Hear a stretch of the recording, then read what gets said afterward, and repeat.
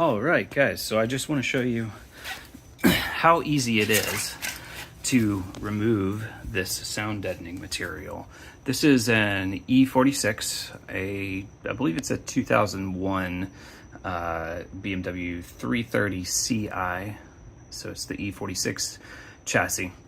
And I've done this in the past with a 240SX many years ago, but this is a way easier method than I did before. Previously I had to use dry ice, and it's a pain because you got to go source the dry ice, get it to your house and line that up with the timing to, to be able to have time to put the dry ice in and like do it, not necessarily right away, but pretty quickly after you buy it.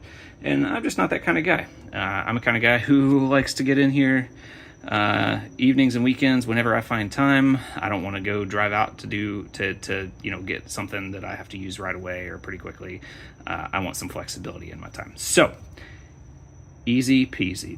I really like this method, using nothing but a scraper and a heat gun, a like 30-year-old heat gun from Black & Decker. But all it is, I put it on high heat, right? I put it on 2 heat, and I heat the tar up in here.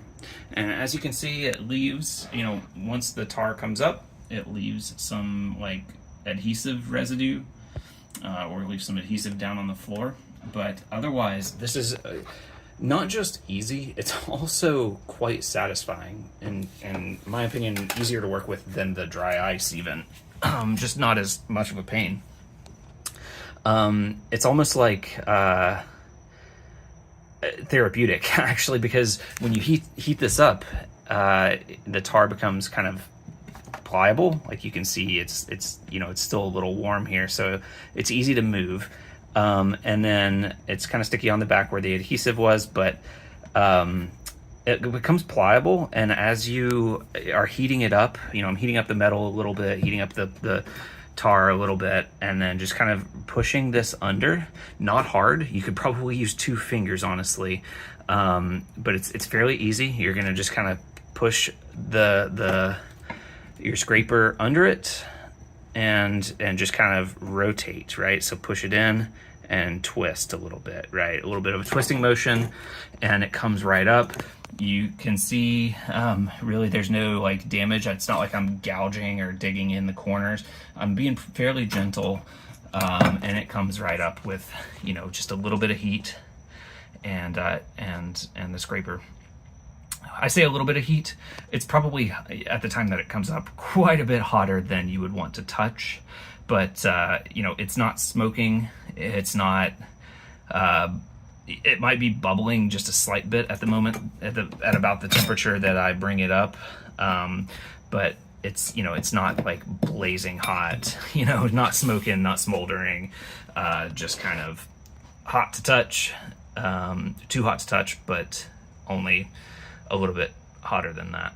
And it comes up pretty easily. So this little patch, to give you an idea, it's, got that, all this back here, all that back there. The other side, I've got all this up here. So I've got a ways to go. I've got it all up the side of the transmission tunnel there. Quite a bit to go, but this took me right here maybe 3 minutes worth of work. So I would say, within an hour, I should be done with probably this whole side, all the way up under the footwell, way up there, which you can't see in the dark. So there you have it. Fairly easy. I like this method. Highly recommend it. You should definitely try it before you resort to dry ice. I know dry ice is a little faster overall. Once you get into the process, you would just set the dry ice on here, let it get super cold, and then it almost shatters like glass, kind of. I guess would be the best way to kind of describe it. But you hit it with a hammer fairly gently, and it cracks. and those cracks make it easy for you to break up or pull up those little pieces.